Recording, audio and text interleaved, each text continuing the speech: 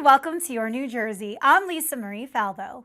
On today's show, we're focusing on empowering women with two remarkable leaders, Jade Kearney, CEO of She Matters, and Aiko Laboria, founder of the Flow Initiative. But first, Robert Greenberger of Aristocare Health Services joins us to discuss how they offer top-tier senior care services, post-acute rehabilitation, memory care, and long-term care to patients around New Jersey. Robert, welcome to the show. Thank you so much for having me, Lisa Marie. Can you explain what sets Aristocare's quality experience program apart from all of the others here in the Garden State? Sure, thank you. So many times this role is called concierge, which we hate that name. A concierge is a pretty girl, handsome guy, gives out coffee. That's not what we have. I'm not saying they're not pretty. I'm not saying they're not handsome. What I'm saying is that their role is much more intricate, and they're basically a C-suite position. We also have extremely thorough processes that they need to follow, so that the concierge program is thorough, and it's not a one-man show. It's a facility. It takes a village for to bring up a family. It takes a facility. It takes the entire team to have a thorough quality experience program. And I think that, in a nutshell, is what makes us different. So what does Aristocare do for their patients? Okay, so firstly, the quality experience person will individually meet each one of them upon admission or within their 24 hours since they've been there. So they're coming to meet them upon admission.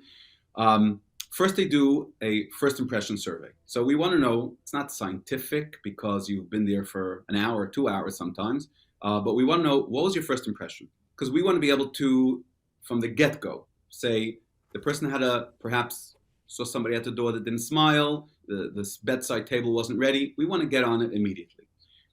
Then after 48 hours or so, we take a thorough survey. When I say a thorough, meaning key questions, so we're not making people crazy with a lot of questions, but those key questions will then give us a good idea as to where this new guest, new patient is coming in our building, what experience they're having, and how we can make it different. So we're not waiting. Once that happens, let's say a patient scores us a 3 out of 5. Immediately, we have a computer program where they enter that concern into it would be like you have a help desk system for your IT. We have a program that they're entering it into that system. Once it's entered into that system, the concern where a patient said, my pillow wasn't fluffy, or whatever it is that their concern was, that cannot be deleted or erased. It's now tracked. So that's where it starts. Now, the team internally will review those concerns, but we, from a corporate level, see this interaction. We can make sure it fits the standards that we're looking for because we have access to the system. But more than that, we can see how long it takes to resolve. We can then, once a month, myself and clinical operations team, we get together with the entire team and we review every single concern that the building had for that month.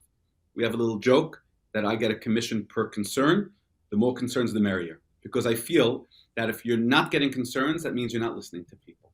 And that's really a key factor where it's not just the building involved. We try the best we can to make sure that the building is meeting our standards and that they know that there is openness and transparency and that a patient knows that if you ever had an issue, there's no red tape. Then after someone had a concern, we have a post-concern survey. So if you had a concern, we'll check on you in 2-3 days after the concern. If it was a more serious concern, and take another survey to see how satisfied you were, and then before discharge. So it's a very thorough process so that we're not losing anything, we're not missing anything. Robert, I love how you look at every nuance of the patient. And one thing you didn't touch on that I love when we first got together, by the way, we got to shout out Nadine Breckner, who brought us together over the summer. And it was so great getting to know you and the company. But my favorite part of what you do is the cultural program. So for example, if you have a dementia patient who is Italian, you make sure they have Italian food, Italian speaking people around them.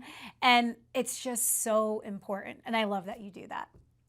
We have an everyone program, meaning we try to find what are the collective needs of groups and then what are the individual needs. So whether it be a dementia patient that used to be a school teacher that we want to get her a notebook and a blackboard, or whether it be a Polish patient that's used to a certain soup that will make them feel at home, we'll get them that. So those are our dementia patient, our dementia program, and our cultural programs. I think that is so key to patient success. How many buildings do you have across the Garden State? In the Garden State, we have 8 buildings. We have 2 in Pennsylvania. Got it. And looking ahead, what are your plans for expansion? So this year was a big expansion year. We took over several buildings this year. It's interesting you talk about expansion because our company is celebrating 25 years. Now, if you're familiar with the industry, there are not a lot of 25-year-old companies. I'm not saying we're the only ones, but there's not a lot. A lot of companies, it's big investments. We modeled ourselves as an individual family owner, but to give us the corporate structure that we can support an individual building with the expertise that you can't have in one building. So through this period of growth where a lot of companies just bought out a bunch of companies and flipped other companies, we want to be able to give the buildings that we have the Aristocare flavor. We want them, we're not just taking over the building for the quick investment so that our shareholders are happy.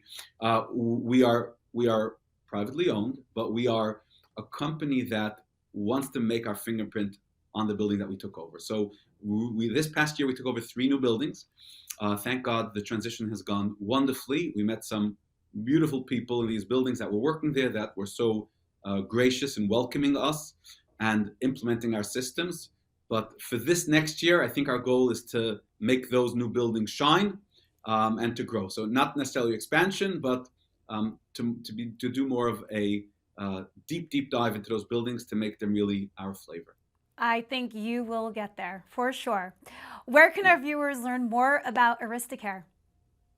So you can learn by going to our website, just Aristocare in Google, and it will give you all of our Aristocare buildings. Aristocare Health Services is our parent company, but each Aristocare has their own little website. But if you go onto Aristocare website, you can go to each of those buildings. You can find them all.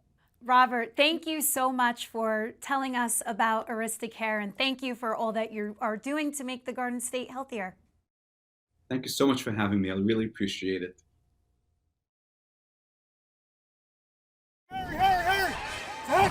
Nothing has ever been handed to me. I've had to work for it. On the field. And off the field. Kane worked with me. Guided me. Helped me climb higher. To get where I belong. To change my life. Hey, welcome to the team. Cougars climb higher. Kane University.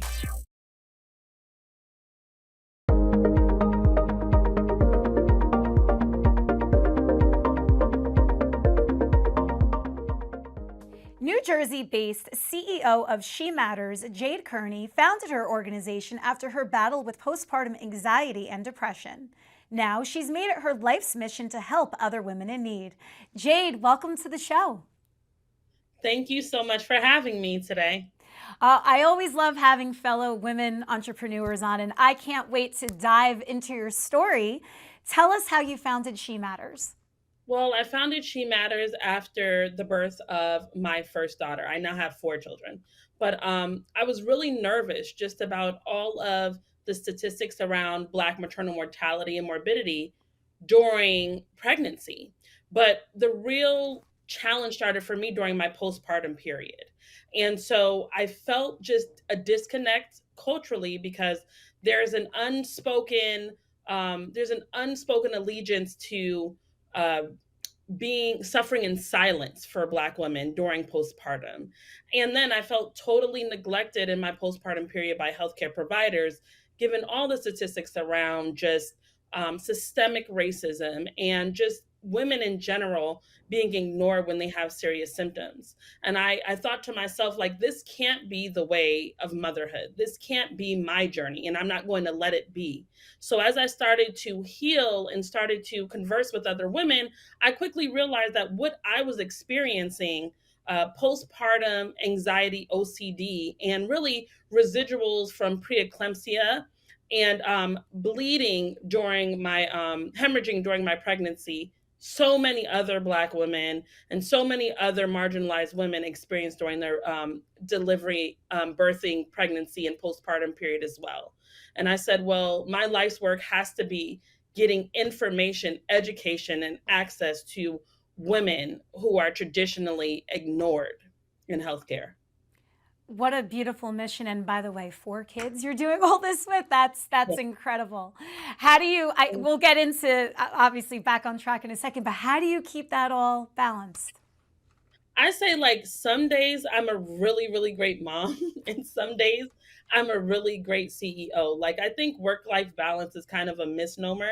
And I believe in quality over quantity. My hope is that one day my daughter looks up and she's like, Mommy wasn't there that Tuesday, but she was trying to, improve healthcare for women all over this country. You painted the picture so well with that, right? And then some days you're not good at either. And then some days you're good at both, right? It Yes, changes minute by absolutely. minute. Yes. It does. Well, you have raised with She Matters a total of 3.5 million, which is Yes. unbelievable. How does that funding help your mission? The funding provides us with the means to make this full time, for the folks in our C suite and my co founder, Marguerite Pierce. It allows us to pay traditionally marginalized people what they deserve to help us in this mission. It allows us to offer Black women free therapy, right? It allows us to really dig deep into this work. You can't really do anything without funding, right? Black women get half a percentage point of venture capital out of all the venture capital ever, right? Like every year, Black women get a half a percentage point. And so we're happy that we can say that we've gotten venture capital to do the work of decreasing Black maternal mortality. But there's always room for more. I would like to say that most women, whatever we raise, we should have raised double, right? Because funding is so scarce, especially for women, especially for women of color. I know that you've put that money towards good use, such as the symptom tracker for women. So expecting new mothers can track bleeding and all of that. Tell us about the symptom tracker and how it works and helps. Okay, the symptom tracker helps women track high blood pressure during pregnancy and postpartum, right? So what we notice is so many women will be in, especially mothers, be in excruciating pain, and we're like, let me just pick my kid up from school. Let me just, clean the counter. Let me just do everything except take care of ourselves. So the She Matters postpartum symptom tracker, which is in the Apple store, right? It's for free. It just helps women get to the hospital emergency room, make that doctor's appointment immediately. It allows women to track symptoms around preeclampsia, eclampsia, and HELP syndrome, right? So that you don't have to wonder, I think that I could put this off for for 5 minutes or until Tuesday or until next month.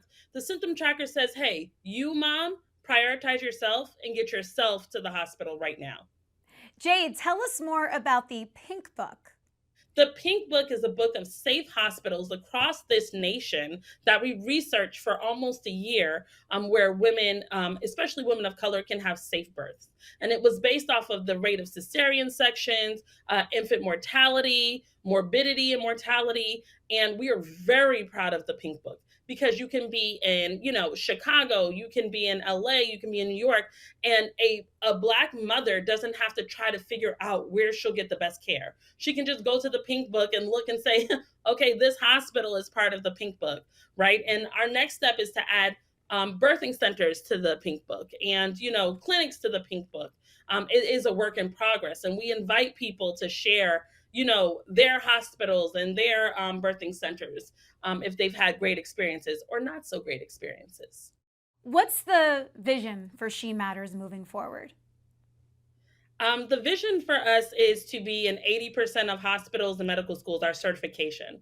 That doctors will take cultural competency seriously and get everyone in their hospital certified, everyone in their medical schools certified. And our next product will be tech enabled birthing centers, which we are so excited about. California has 40 birthing centers, New York City has three. So we're looking at birthing centers throughout the New York City metro area, New York and New Jersey, really. Wait, New York City only has three. I could think of three off the top of my head in New Jersey. I had all of my kids at Morristown Hospital, and I lived at one point in New York and would cross the bridge. So shout out to Morristown. I had my and once babies at Morristown too. The best experience ever, ever. yes, And I'm sure you had the whole team. Did you have a doula? I had a doula. My doula was from New York, but I had a doula, and I was at Axia Care under Dr. Garfinkel and Dr. Maringer. Was that I your was doctor? not well. So my midwife is under them. That's so funny. Yeah, I love like that. Dr. Maringer is the doctor at that birthing center, and she delivered all of my children. Those midwives, I absolutely love and adore them. The doulas, it's just so important. I preach to everyone, like, make sure you have a doula during that process because it helps so Absolutely, much. absolutely. I want to get the interview back on track though. What are Yes. you doing in the birth center? Because you were talking about tech center birth. So Yes. how are you? Well, How it's is She tech Matters enabled. helping with that? So we want to create a tech-enabled birthing center. That's our next step. And that just means that everything will be done before the mom gets to the birthing center. So everything will be done through the app on her phone and she'll get there and it'll be a seamless process, right? And what technology does, and this is part of our certification, right? Technology allows us to not say who we are, what we look like, where we come from. It levels the playing field a bit, right? And so I think it's super important that the process be streamlined because one of the biggest issues is there's no integrated care between doula, midwife, hospital. And so we want to change that and make it a seamless process using technology, which is what we're about. We're a tech company. Well, Jade, this was so much fun. I just love your energy and everything that you are about. Where can people learn more about She Matters? Well, you can go to www.shematters.health and you can see us on Instagram at shematters.io. And we're, in most of any female femtech uh, sites or companies. We're all over. There are articles about what we're doing and how we're doing it. But also always encourage LinkedIn, She Matters on LinkedIn, and reach out to us. Definitely will. Thank you so much, Jade. Good luck to you. And we look forward to having you on to get an update on everything you are working on. Thank you so much. Thank you. Bye. Aiko Laboria is founder of the Flow Initiative, a Jersey City-based national organization dedicated to eliminating period poverty and achieving menstrual equity through advocacy, education, and the distribution of free menstrual health products. Aiko, welcome to the show. Can you explain what period poverty is and why it's such a critical issue?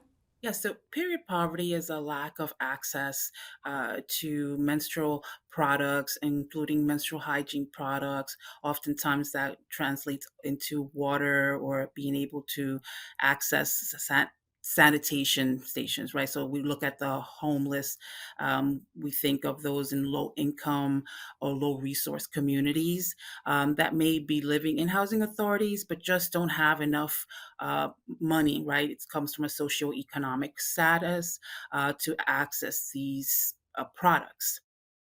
There's often, period poverty. You'll hear period poverty and menstrual equity spoken about interchangeably, but they're actually quite different because period poverty really does depend on the socioeconomic and just being not able to afford it, where menstrual equity just speaks to the lack of access overall, whether you can or can afford it or not, just a lack of access to menstrual products in bathrooms, in workspaces, in colleges, really where there should be access to these products.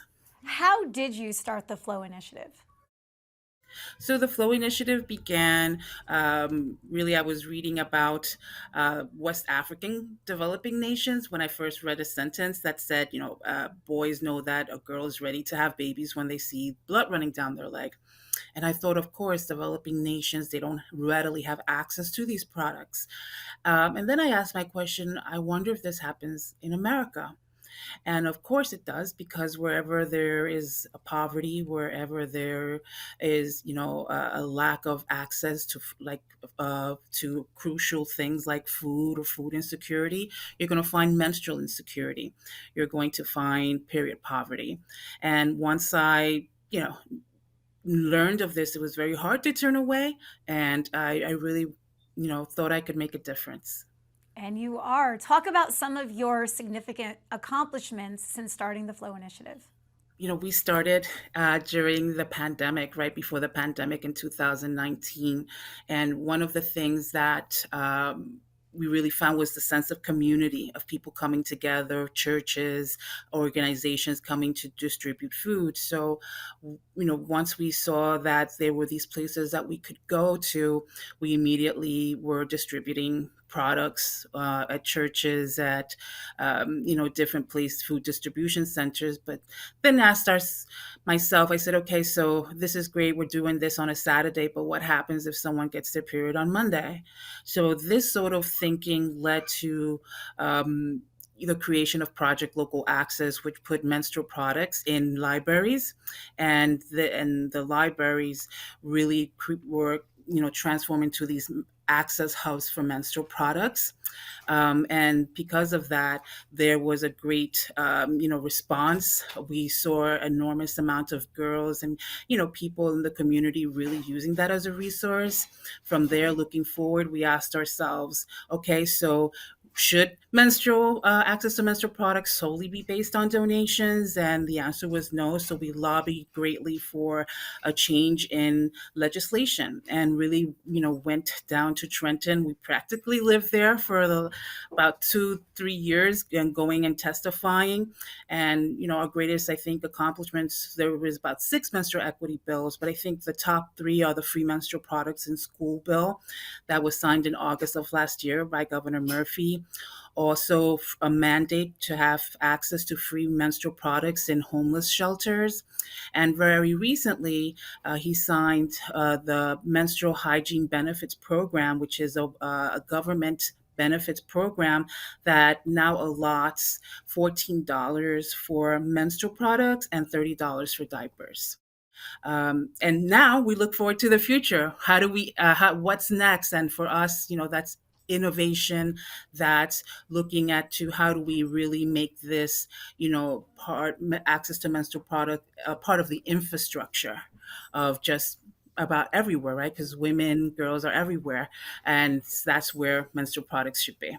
I am so happy to hear how Governor Phil Murphy and the state recognizes what's happening, and that they are giving full support to making sure period poverty is erased. Yes. And it's because of you, in part, that they are aware of that this is happening. And I mean, kudos to you for such an accomplishment. Well, thank you so much. And it was a great team effort. So we're very grateful to Governor Murphy for really championing this and really being there to support us. Well, how can our viewers support you? Where can we find out more and to donate? You can certainly find us at the Flow Initiative Foundation.org. Also, we are online on IG at the Flow Initiative. I'm happy to share this journey with a partner at the Flow Initiative, Sabrina Brown, who really focuses a lot on the marketing and sort of raising that awareness partnership. And this is all about a team effort, incredible people across the state, across the country, really coming together to just really make a cultural shift in access to menstrual products. You definitely are achieving that. Well, we have to shout out the person who brought us together, Deb Belfato. She is a very dear friend of mine, and I know yours as well. Oh yeah, Deb is so fantastic. From the moment I met her, she's just been so supportive and really just uplifted our mission. We just had an incredible workshop with her on October 19th, which is a journey through women's health, and always looking forward to her incredible NJ PAC event, which just brings so many people together. Yep, that's coming up March 29th. Mark your calendars. Eiko, thank you so much. I'm so happy to finally meet you. Thank you so much. And I will see you in March, right? I will see you in March. It'll be here before we know it. Thank you so much for the time and for the honor of speaking with you. Absolutely. Thank you. Thank you for joining me on another episode of Your New Jersey. I'm Lisa Marie Faldo. We'll see you back here next week.